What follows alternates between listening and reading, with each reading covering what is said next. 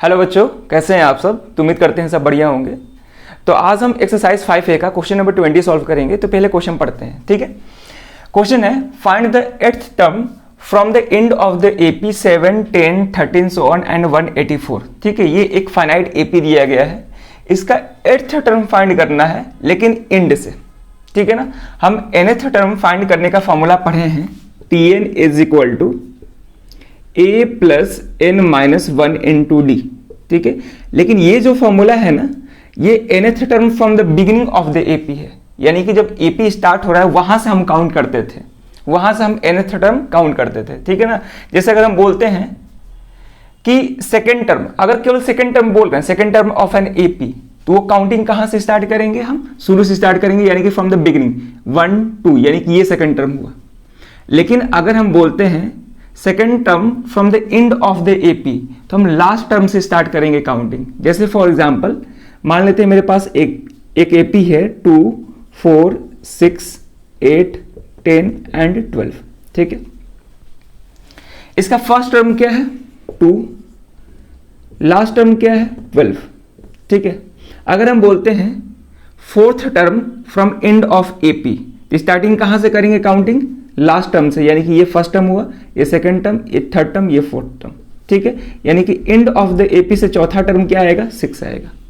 लेकिन अगर हम केवल बस ये बोलते हैं फोर्थ टर्म ऑफ एपी, तो काउंटिंग कहां से स्टार्ट करेंगे, फ्रॉम द बिगिनिंग, शुरू से स्टार्ट करेंगे 1, 2, 3, 4, ठीक है ना। यानी कि जो काउंटिंग होगा वो लेफ्ट से राइट की तरफ होगा।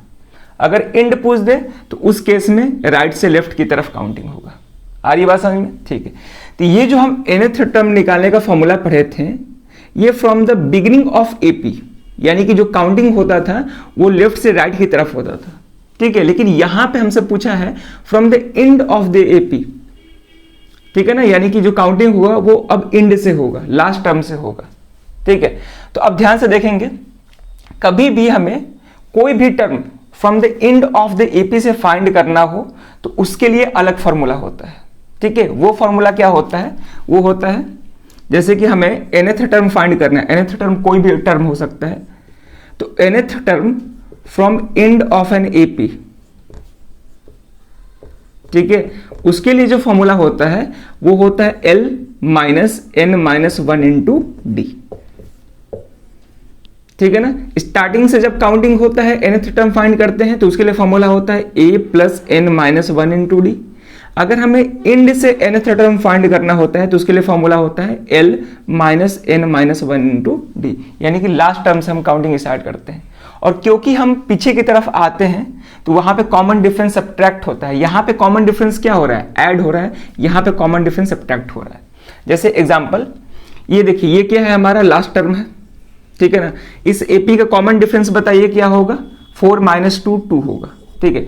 अगर हम बोलते हैं कि लास्ट मतलब एंड से सेकंड टर्म बताओ क्या होगा, तो एंड से सेकंड टर्म ये है हमारा जो कि 10 है। अब हम 10 को 12 माइनस 2 लिख सकते हैं कि नहीं, 12 माइनस 2 लिख सकते हैं, बिल्कुल लिख सकते हैं। कैसे, अब ध्यान से देखेंगे, 12 माइनस 2 10 होता है। अब 12 क्या है, यहाँ पे लास्ट टर्म है, 2 क्या है, कॉमन डिफरेंस, यानी कि L माइनस डी, ठीक है। तो कभी भी जब हम एंड से काउंटिंग करते हैं, यानी कि राइट से लेफ्ट की तरफ काउंटिंग करते हैं, तो कॉमन डिफरेंस सब्ट्रैक्ट होता है लास्ट टर्म में से। और जब हम स्टार्टिंग से यानी कि बिगिनिंग से काउंटिंग स्टार्ट करते हैं, जो कि लेफ्ट से राइट की तरफ है, तो उस केस में हम क्या करते हैं, कॉमन डिफरेंस ऐड करते हैं। जैसे अगर हमें सेकेंड टर्म लिखना है T2, तो T2 क्या है, यहाँ पे 4 है, 4 को हम 2 प्लस 2 लिख सकते हैं। 2 यहाँ पे फर्स्ट टर्म है और 2 ये कॉमन डिफरेंस यानी कि A प्लस डी होगी, ठीक है। तो फॉर्मूला में डिफरेंस समझ में आ रहा होगा कि क्या है, ठीक है।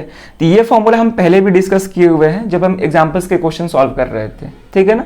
और इसको डिराइव भी किए थे कि ये फॉर्मूला कैसे आया। जैसे ये फॉर्मूला का भी डेरिवेशन देखे थे, उसी तरह हम इस फॉर्मूला का भी डेरिवेशन देखे थे। क्लियर है, चलिए। जब हम एग्जाम्पल नंबर 21 डिस्कस कर रहे थे तो वहां पर हम इसको डिराइव भी किए थे, ठीक है।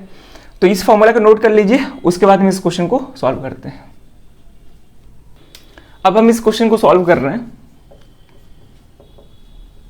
ठीक है। इस क्वेश्चन को फिर से पढ़ते हैं। क्वेश्चन है find the 8th term from the end of the AP 7, 10, 13 so on and 184। यहाँ पे एपी दिया गया है तो पहले एपी लिखते हैं, गिवन एपी ये क्या है 7, 10, 13, बीच के कुछ टर्म्स नहीं दिए गए हैं और लास्ट का टर्म दिया है 184, ठीक है ना। अब इस AP का पहला टर्म 7 है, common difference T2 minus T1 जो कि आ जाएगा 3, और लास्ट टर्म क्या है 184, ठीक। अब हमें किस टर्म का बात कर रहा है, 8th टर्म, यानी कि यहाँ पे टर्म नंबर दिया हुआ है जो कि 8 है, यानी कि n का वैल्यू दिया हुआ है 8, ठीक है। तो इंड से हमें बताना है, तो कभी भी इंड से कोई भी टर्म फाइंड करना होता है तो उसके लिए फॉर्मूला होता है L minus n minus 1 into d. यहाँ पे लिखेंगे कि since nth term from the end of an AP ये होता है L minus n minus 1 into d, ठीक है। तो देयरफॉर कौन सा टर्म का बात कर रहा है 8, therefore 8th term from the end of an AP, ठीक है ना। इसको आप चाहो तो T8 डैश लिख सकते हैं, ठीक है ना, क्योंकि जब स्टार्टिंग से काउंटिंग करते हैं तो वहां पे हम T8 लिखते थे। सिंपली जब nth टर्म होता था तो उसको हम T8 लिखते थे। ये nth term from the and है, इसको हम T8 डैश लिख सकते हैं, ठीक है ना। चलिए, तो therefore 8th term from the end of an AP T8 dash is equal to L, यहाँ पे क्या है हमारा 184 minus 8 minus 1 into common difference 3 है, सही है यहाँ तक। इसको सॉल्व करेंगे 184 minus 7 into 3 is equal to 184 minus 21, इसको सब्ट्रैक्ट करेंगे तो ये 3 होगा, 6 होगा 1, यानी कि 163। इस AP के एंड से अगर 8th टर्म देखते हैं तो वो क्या आएगा 163 आएगा। आ रही बात समझ में, ठीक है। तो आप simply 8th term from the and भी ले सकते हैं या फिर T8 डैश भी ले सकते हैं, ठीक है ना।